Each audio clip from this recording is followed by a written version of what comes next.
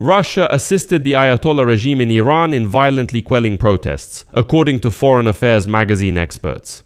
Experts state that Russia has long been supplying Iran with specialized means for suppressing protests, including weapons and equipment, some of which are intended for the Russian National Guard.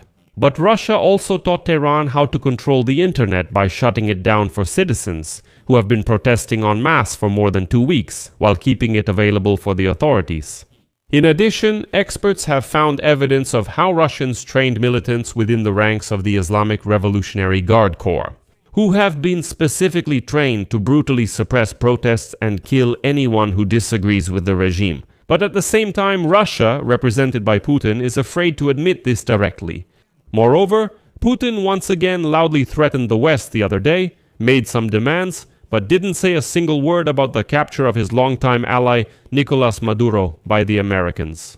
And Putin also kept silent about the fact that the Americans had just seized the 6th tanker of the Russian shadow fleet with oil.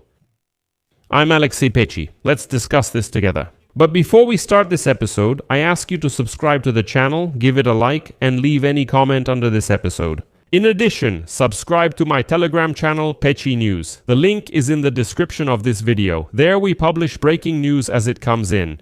So, experts from the specialized magazine Foreign FR are writing today that Iran is actively using Russian surveillance technologies, know-how in the field of internal security, and other developments from Moscow for combating dissent. Russia has long been supplying Iran with specialized means for suppressing protests, including weapons and equipment primarily intended for the Russian National Guard. Well, for example, the publication notes that Putin will not go to save Ali Khamenei's regime, but he is actively helping him fight against his own people. Putin is sending repressive means, sharing experience in suppressing internal dissent, and supplying key military equipment and internet control technologies. And just for understanding, the police, the Islamic Revolutionary Guard Corps, and the Basij movement are opening fire on the protesters. Kalashnikov assault rifles supplied by Russia in previous years were used, as well as Dragunov sniper rifles, Kalashnikov machine guns modified for police needs, armored personnel carriers and infantry fighting vehicles, and also T-72 tanks. Russian Mi-17 helicopters, of which Iran has at least 25, are being used to transport security forces.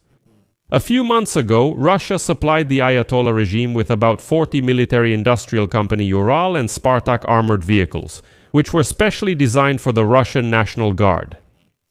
During a visit to Russia by an Iranian delegation, an agreement was reached for Rostec to supply equipment for dispersing demonstrations, including stun guns and flash grenades. But Russia also taught Tehran how to control the internet by shutting it down for citizens who are protesting, while keeping it available for the authorities. Russia's most significant contribution lies in methods of controlling the information environment when protests reach a national scale. As experts have already stated, it was Moscow that helped Iran effectively shut down the internet on January 8. Digital repression modeled after the Russian example hinders mobilization, allowing the regime to maintain control. While mobile networks and the internet were shut down, government websites, state media, banks, and authorized infrastructure institutions continued to operate and had access to the internet. This is achieved through a network control architecture developed with Russia's assistance, where under orders from Roskomnadzor, operators install technical means to counter threats. This equipment is used to filter internet traffic, block access to prohibited content, and restrict the operation of certain services. With this technology, the Iranian authorities don't just block websites. They can control traffic in real time, identify specific applications, detect virtual private networks, block messengers, and selectively restrict the operation of platforms used to coordinate protests. And so, by using these technologies, the authorities are able to fragment communications based on geography, time, and social groups, while still maintaining the functioning of economic and administrative sectors. It is this very flexibility that allows repressive measures to be carried out for weeks, not just days. If you shut down the internet entirely, authorities lose access too, which isn't sustainable.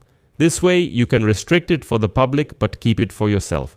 As a result, the Iranian authorities not only created a so-called whitelist of accessible websites, but have now announced that they plan to completely cut Iranian citizens off from the global internet. By creating their own sovereign internet, this approach could mean that the internet in Iran as it used to be might disappear forever. Following the Russian example, Iran links control over the internet to the activities of intelligence and security services. Russian providers, including NTC Proti, are helping Iranian mobile operators implement interception, monitoring, and traffic management systems. This lets intelligence agencies conduct surveillance, identify coordination centers, manage communications, and act proactively, with the aim of undermining trust among protest organizers, disrupting the mobilization of the population, and creating uncertainty. In fact, they can intercept messages about protest coordination and even replace them.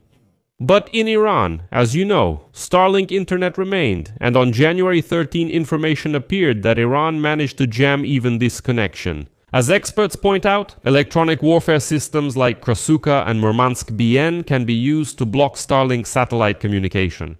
At the same time, Russian technologies allow government institutions to maintain internet access anyway. In addition, it's worth mentioning that Russia also helped Iran financially. It is reported that during Russia's full-scale war against Ukraine, the Kremlin purchased missiles and drones from Iran worth $4 billion. The purchases included hundreds of short-range ballistic missiles FAT-360, about 500 other ballistic missiles of the same class, as well as around 200 surface-to-air missiles related to air defense systems. And precisely because of this, the United States must put an end to the formation of this axis of evil. And as practice has shown, when the United States starts to act and overthrow Putin's allies, whether it's Bashar Assad in Syria or Nicolas Maduro in Venezuela, the balding dictator Putin gets scared and in reality does nothing to help the regime. And here I should note that recently Putin gathered diplomats and ambassadors from various countries in the Kremlin, spoke to them, and talked a lot about how he would threaten the West and so on. But not a word, not a single word was said about the fact that his buddy Nicolas Maduro actually had Russian Shadow Fleet tankers seized by the Americans. He didn't say a word about that. Putin stayed completely silent as if it never happened. And let me remind you, Putin has invested in Maduro's regime, officially, from what is known, about $20 billion. He stayed silent. When Assad fell, Putin was also silent. And if Iran's Ayatollah regime falls, Putin will stay silent again. Because, I emphasize, he is brave enough to yap and bark from around the corner, but when he gets punched in the face, he pretends like we weren't even there. I'll leave it at that. Share your opinions and conclusions in the comments below this episode. If you found this episode interesting and useful, you can support the work of this YouTube channel with your donation or a paid subscription using the links and details in the description of this video. That's all for now. Take care of yourselves. Goodbye, everyone.